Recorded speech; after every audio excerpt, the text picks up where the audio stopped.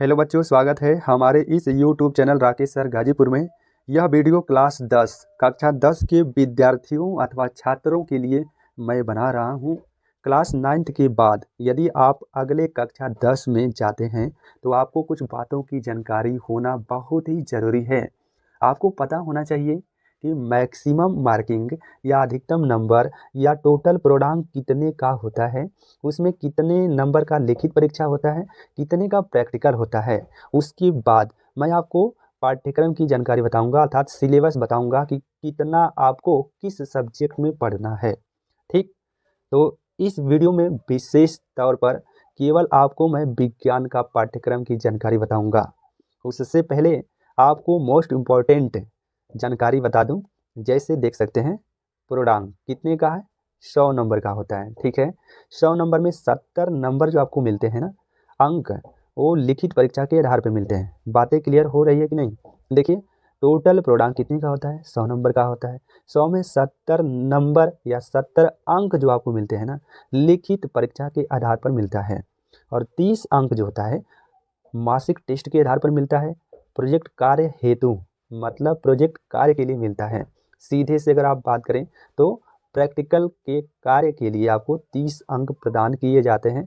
तो 70 प्लस 30 कितने होंगे, 100। अब देखिए, 70 में यदि आपका कम से कम 23 नंबर होना चाहिए, तब तो आप उत्तीर्ण रहेंगे, आप पास रहेंगे। ठीक है, और 30 में कम से कम आपका 10 नंबर होना चाहिए। तो 30 में कम से कम 10 नंबर आप प्राप्त करेंगे और 70 में 23 नंबर प्राप्त करेंगे, टोटल 33 नंबर होना चाहिए। तो एक सब्जेक्ट में यानी पूर्णांक 100 में कम से कम 33 नंबर आपके होने चाहिए, तब जाकर आप उत्तीर्ण रहेंगे, पास रहेंगे।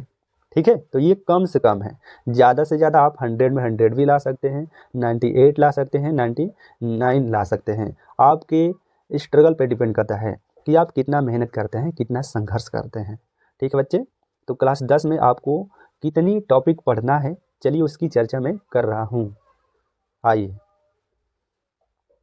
देखिए बच्चे, क्लास 10 में भौतिक, रसायन और जीव विज्ञान तीनों एक साथ पढ़ने होते हैं और तीनों से संबंधित प्रश्न आते हैं। देखिए, भौतिक विज्ञान का जो अध्याय का नाम है, कितने चैप्टर हैं, क्या पढ़ना है, उसकी चर्चा मैं आपके सामने कर रहा हूँ। पहले चैप्टर का नाम है लाइट, अर्थात प्रकाश जिसे कहते हैं आप।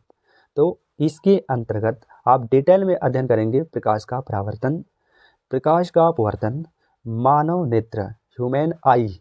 ठीक है, 3 चैप्टर आपको पढ़ना होता है, प्रकाश, विद्युत का प्रभाव और प्राकृतिक संसाधन। प्राकृतिक संसाधन में हमारा पर्यावरण, और विद्युत का प्रभाव में आपको पढ़ना होता है विद्युत धारा का ऊष्मीय प्रवाह, विद्युत का चुंबकीय प्रभाव। तो भौतिक में आप एक बार फिर देख लीजिए, इसे नोट्स बना लीजिएगा, तैयार कर लीजिएगा। या हम कह सकते हैं जो एनसीईआरटी संस्था है, एनसीईआरटी के द्वारा जो न्यू सिलेबस है ना 2024 एक बिल्कुल अपडेट की वीडियो मैं आपके सामने भेज रहा हूँ बना करके, समझा करके। ठीक है, तो देख लीजिए, भौतिक विज्ञान की सिलेबस है। उसके बाद रसायन में देखिए 2 चैप्टर आपको पढ़ना होता है। पहले चैप्टर का नाम है रासायनिक पदार्थ प्रकृति एवं व्यवहार। इसमें रासायनिक विक्रियाएं पढ़ेंगे, समीकरण पढ़ेंगे, संतुलित समीकरण पढ़ेंगे। उसके बाद अम्ल, क्षार, लवण, एसिड, बेस, साल्ट पढ़ेंगे। मेटल एंड नॉन मेटल पढ़ेंगे, धातु एवं अधातु। एक और आप बोल सकते हैं मेटेलॉइड्स बोल सकते हैं, उपधातु। उसके बाद दूसरी यूनिट का नाम है कार्बनिक पदार्थ की प्रकृति। ठीक है, जीव विज्ञान में देख लीजिए, जीव विज्ञान में आपको कौन कौन सा चैप्टर पढ़ना है। तो इसमें भी 2 चैप्टर आपके आते हैं। एक आता है जैव प्रक्रम। जैव प्रक्रम के अंतर्गत जंतुओं और पौधों का नियंत्रण एवं समन्वय। उसके बाद प्रजनन। उसके बाद दूसरे यूनिट में आपको आनुवंशिकी पढ़ना होता है। उसमें मेंडल का नियम है, किस पौधे पे प्रयोग किया गया था, उसके कितने लक्षण है, उसको डिटेल में पढ़ना होता है। ठीक है, तो इतना सिलेबस है। देखिए, क्रम से आप सिस्टमेटिक तरीके से पहले पेज पे आप लोग लिख लीजिएगा जो आपके सिलेबस है।